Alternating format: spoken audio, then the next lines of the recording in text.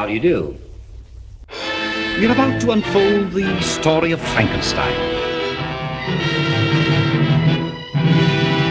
It is one of the strangest tales ever told.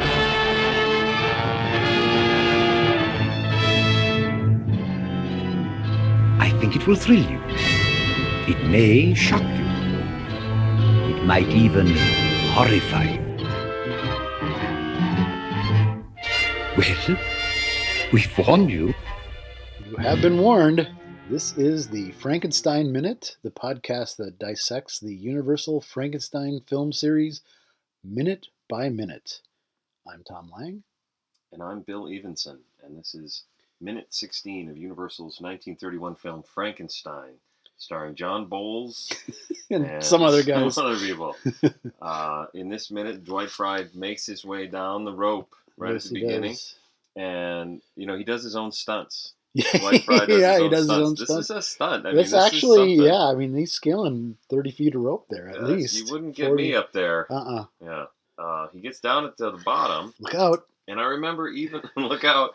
I remember this on VHS, was that even on VHS, I couldn't tell what it was that happens in this scene. He gets to the bottom, and he does something. He cringes, he cowers, crouching, in response to something, and Henry says, "Oh, you fool! You'll be plenty to be afraid of before the night's over." Yeah. And I would rewind it and try and figure it out. And I remember doing that on VHS and being like, "Well, I think it's the lightning." Yeah, but the guy was just up on the roof, out in the middle of it. Yeah. He was in the storm. Yeah. And now when he finally gets to the bottom, next to a tower-shaped metal object, exactly. You couldn't be more vulnerable. That's right. And now when he's down on the floor, relatively safe. Yeah. Yeah. Jeez. Yeah. Yeah. And it's just so that Henry can say this line, "There'll be plenty to be afraid of before the night's over." And it's tempting to sort of think, well, what are you talking about? Like, if he's successful, this should be a great thing. Yeah, it should be a triumph. Why would you be afraid of it? Unless he knows, he's got a perfectly normal brain, should be fine. As far as he knows, yeah. But what I think it means is he gets that what he's doing is scary. A little sketchy. Yeah, it's a little sketchy. A little out there, yeah. So there'll be plenty to be afraid of before the night's over. Yes, and it's maybe directed towards the audience a little bit. Yeah, I suppose that's right. Stuff's coming up, so. Yeah, you thought this was boring. Yeah, you just wait. Just wait. There's more John Bowles. Sit tight. That's right. He's not out of the picture yet. Yeah. It's indicated that they've tried this before a little bit. Mm-hmm. Yeah, I noticed that. He says something this about this time we're ready. This time we'll be ready. So they've tried this a few other times. Yeah, it didn't quite work out. It's tempting to say that, right? Yeah. That it's we've tried this a few times and it didn't work out. But well, I think what it could be is just a matter of, if you look at what has to happen, we've got to have a pretty fresh body with a pretty fresh brain and a pretty fresh this, and you got to have lightning, you got to have everything exactly. All you got to these, be ready. Yeah. I don't know how you time a lightning storm into your anything. Just back then, yeah. Yeah, but I know how he's doing it. He's got his Beats by Dre headphones. Yep, he does. Actually, those are the right. same headphones that I use to listen to this as I'm editing. Yes, I can imagine. With so the yeah, antennas and exactly, and you have the same reactions. Yeah. Is it magnificent? It's magnificent. Yeah, it's all the powers of heaven. All the powers of heaven. all the electrical secrets of heaven. Is that what it is? Yeah, something like that. And one of the thing about getting it timed just right is, it is the freshness of the body, which makes me think that when we were talking earlier about them digging up a grave, there was a real urgency to what they were doing. Right. That I interpreted as being about not getting caught. Well, yes, but it's also about we got to get this thing out of the ground. Time is of the essence. Yeah. Yeah. So that happens, and then he says, I think it's interesting. He says, "Fix the electrodes." Mm-hmm. So what does that mean to you when he says "fix the electrodes"? In modern parlance, "fix" means repair. It's repair. I assume he doesn't mean that. No, I think he means. Although that would be great if he did mean that. But he screwed that up last time. Why don't you go fix this? Fix that. No, I just assume it means that get it ready. Okay. Because I think it could mean fix, like something is fixed. It's affixed. It's stuck to something. Well, maybe he's saying either stick those bolts Bolt- on the monster's neck or fix something to it. Clamp something. Yeah. Yeah, Because you those gotta are go- referred to as electrodes Yeah, on his neck. they are referred to. Yeah. So Yeah. that's what I'm wondering is Yeah. is he go fix the Go electrodes fix the on his on his neck. because the other thing So is you're saying like a fix. yes, Yeah. that's what I'm saying. Yeah. So because he's over by where the body is, Yeah, it's kind of a strange thing because when I watched this scene, it's a different angle than what I'm used to. Like I feel like I understand how that room is set up based on what we're going to see. Yeah. It's a little different now. Yeah, we're we're at a kind of a different little sort of angle. to the left and looking angled right. Or are we to the right?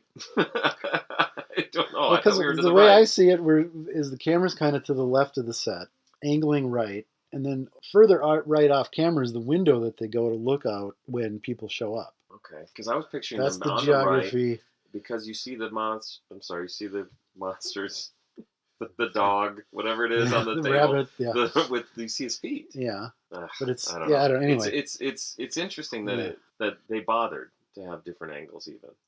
well, again, that's I think attributed to both Whale and Arthur Edison, the cinematographer. This is Edison's Frankenstein. I thought we were doing. Yeah. That's a terrible Yeah, joke. it's terrible. That's about as bad. It's actually the first time we've referenced it. Too. Yeah, it's true. We haven't talked about We Edison's talked about Frankenstein. Edison's Frankenstein. How long is it? 13 minutes. 13 minutes? Yeah. You have it? Yeah. Is it the? Well, it's everywhere. It's on YouTube. YouTube and Yeah. it's everywhere. This part, this is maybe a good time to mention it because there's nothing like this in it. Not at all. No, it's No all big machinery. it's all chemical and Alchemy. Alchemy, yeah. And the monster is built before your very eyes. Yeah, which is actually pretty cool. It's kind of a cool effect considering it was 1910. 1910. Yeah, it was shot in reverse. And apparently, they built a Okay. paper mache dummy that's like waving hi to you throughout the whole thing, That's kind of and lit it on fire, and then it burned down. okay. They just reversed the film, Oh, I didn't realize so that. it builds That itself seems up. obvious when you put it that way. Yeah, And then, so one of the things about Edison was, well, he invented the light bulb. But the other thing about him is that he had a kind of a lock on cinema, right? Yeah, Wasn't he? early on, he had yeah. kind of a monopoly on yeah, it. yeah. And then the main competitor that came along against him was Carl Laemmle. Carl Laemmle. But I almost said Universal, but Well, Is it Universal then? not at that point. It was a few Yeah. years later, but yeah, Laemmle started Nickelodeons and things like that. And yeah, it's like, we don't need Edison. Well, technology is available to everybody. Let's Right. do it. yeah, Frankenstein's woven through the history of cinema. It is. Yeah. Yeah. Anyway, so in this case, of course, this is the big thing it's not in the book, it's not in the Edison Frankenstein, but now is essential. It's to what essential we to think about yes, as the Frankenstein. big, huge creation scene Mhm. is become part of it. As has like Fritz or Igor or whatever you want to call him. Sure. All these tropes have sort of over time become locked in, and a lot of it traces back to this because this is again the direct reference to Metropolis. hmm You know, Well, that's true. Yeah. Yeah. This is the Metropolis. this is the the Metropolis, Metropolis part, moment. Yeah. and it gets a little bit more. Yeah, but oh yeah, but we're getting there, and again, it was called out in the script, Mhm. And here we see a kind of a schizoid Henry because he's very terse. Then he's all of a sudden he's very avuncular and paternal almost. Mhm. It's like, Yeah, I hey, noticed that we're when- ready, Fritz. Let's when, do when it. Fritz reacts to and Fritz is really jumpy. It's He's- really yeah. strange. It's hard The to things interpret what that set makes him off, jumpy. yeah. The things that set him off, and the things that don't. Don't, yeah. Like, cut that body down. Oh no, but Yeah. whatever. You have no Yeah. idea how he's going to Yeah, react yeah. at any moment. It must be very disconcerting. But then when Walking on Clyde- eggshells with that guy. Can I get some decent help? So when Fry delivers the line of, or I don't even know if it's a line of, "Woo," and then look, and then Henry goes to walk over to where the body is. He's got to get past Fry, and Fry is moving over to the left, yeah. and he almost sort It's of like it's okay. yeah, he Gives him he a touches- pats him he on the sort of back, pats yeah. him. Yeah, exactly. Yeah, it's all right. Yeah, he's very And- well. Also, another thing Henry does is when he does have the Beats by Dre headphones on, he's big smile on his face. He's very he's happy. excited. About this. It's I don't think we've seen that from No, Henry. no. yet. no. He's Yeah. been very. Very excited. You don't see it a lot from Henry. Yeah, Throughout, that's true. Well, yeah. you see him excited but it's usually It's not a good thing. not usually a good, yeah. Pissed off is more Yeah, his yeah. style. He's doing a lot of different disciplines here, which I think is really interesting. Yeah. He's doing a little bit of chemistry. Yeah. Obviously, the whole thing is biology. That's Yeah. all Waldman's interested Yeah. in. He's got some electronics. Electronics there. And now he's doing some meteorology. Yeah. You know, he's got to get that timing right on that Mhm. storm. Well, you got to figure this stuff is all got to be state of the art for whenever this takes place. I mean, you Yeah. don't just go to Radio Shack in Goldstadt and get this stuff off the shelf. Yeah, you know? right. So he's got to be pretty skilled in a lot of things. And unless Fritz is the electrical guy, I don't know. Well, he's going to fix those electrodes. He's going to fix those electrodes, so maybe he is. That could very well be. And my question is this the first time Fritz has seen the creature on the table? Because he's, look, So, his right. hand is sticking out. And here's a guy who, dug up all the bodies with him, grabbing brains like it's nothing. Yep. That hand, man, Yeah. I don't want nothing to do Very with that. strange that would creep him out. Yeah. And I think it's just a setup for the line. Yeah, I agree. I think, well, sadly, I think the answer to these questions is Fry's character wasn't written all that Yeah. specifically. I was going to say written Well- all that well, but I mean written very carefully because he is, as you say, jumpy to Yeah. one thing and fine with it the next. But one way you could look at it is, that hand shouldn't be sticking out from under that sheet. Maybe he's just saying, He said OCD. oh, check that out. Yeah, oh, whoa. tuck that back in. Yeah. That's all he's saying. Maybe. Um, And you'll notice the makeup on the actor's arm is very dark. The Yeah. script actually refers to it as the body being black. ah, Like, there's the blood has been drained from it. And Yeah. so it's a really nice little touch that is not often commented upon, but I noticed it a while back. I hadn't thought That the about it. arm is very dark. Mhm. And then later on, when it's alive, it's the pale Yeah. white. Okay. Ah, So there's a lot of attention to detail that you not don't. green. Well, we'll get there. We'll get there. The gloves are off. So I think it's in this. Yeah, he at the end he says no No blood, blood. no decay. Just So a when he few says no stitches. blood, is there no blood? What I'm gathering is because the hand is sutured on, Mm-hmm. is that there's no blood visible. Yeah, that It's not. makes It's more not a sense. bloody mess. Yeah, He's cleaned it up. yeah. But he says No no blood, no decay, decay. Just a few stitches. just a few stitches, which is great too. I really like the just a few stitches thing because it's a very creepy way to describe what you're doing. Yeah. He's making a quilt or whatever, and he has just it doesn't survive much scrutiny if you think about what he's really doing. That he could just stitch together whatever Yeah, the I fuck he know. wants and it would be fine. Yeah. Like if someone, you break your finger, your odds of getting it right, or you know what I Yeah. mean. So he's managed to stitch together an entire body, and body. it's fine. But that's also sort of part of it's inescapable that what he's doing is all bullshit. Obviously, yeah. you can't do. You can't do this. Well, that's one Kids of don't try this. the. at Right. home, Right. you know? Well, that's one of the reasons why the monster is big. Mhm. Is in the novel he says, due to the minuteness of the parts, I blew everything up. Okay. He's like that 8 makes feet sense. tall in the book. Okay. I think they mentioned that in Young Frankenstein. Do they? Doesn't he make reference to it? He's got Yes, he all does. parts He's gotta reading. be He's big? actually reading. Yeah, it's actually a direct quote from Mary Okay. Shelley. All right. Well, there you go. There's a number of them. Well, Actually, in there the you go. line, "No blood, no decay, just a few stitches" is actually quoted in Young Frankenstein. Oh, When wow. they first go into the laboratory, the camera is panning through it, and you hear echoey voice of supposedly all Henry. right. Well, we'll get there in 9 years. Yeah, 11. 11 years. Yeah. It's supposedly it's actually Mel Brooks's voice, but I Okay. don't know if I buy that. But one of my favorite lines: "No blood, no decay, just a few stitches." Just a few stitches. Yeah, he's very He's very excited and he's flippant got a and- real sing-song quality to his Yeah, voice. like I said, he's he's- really good. I comes really just love Clive. Very avuncular at this Yeah. point, and very paternal. And this notion of just a few stitches is interesting to me It's too just all it because is. Jeffrey Dahmer, if you've followed at all what Just he was watched a up to. documentary about him last night. As Are a you matter of kidding? fact, Okay, no. so my understanding of Jeffrey, that's funny. 'cause Yeah. You can back me up or Or- tell me or if I'm tell wrong. you if you- But my understanding was that he was trying to stitch together. He did have a notion He of did have some he ideas. was going to inject things into brains and maybe stitch. Yeah. I can't remember the details of it. But this character Henry, who has not yet finished his experiment, is that guy. Yeah. If this works, okay.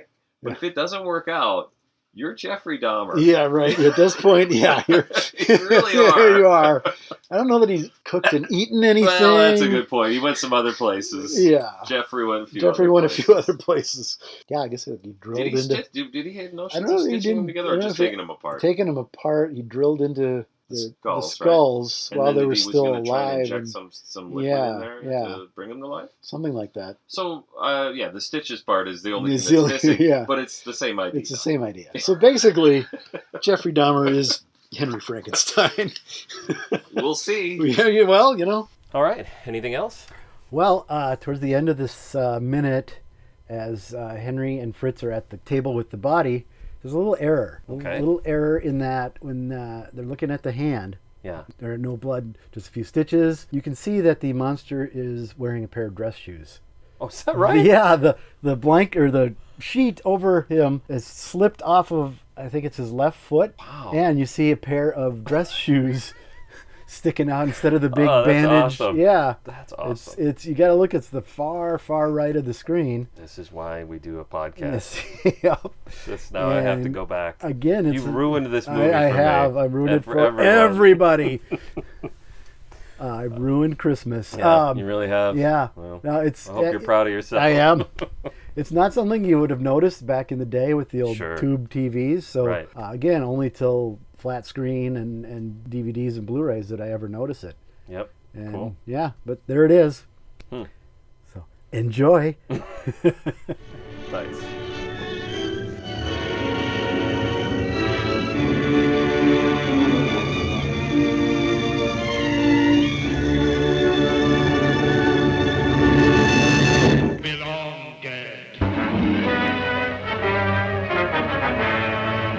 Prepare for a spine-tingling, nerve-shattering podcast featuring all your favorite monsters. You won't believe your ears when you listen to Monster Kid Radio.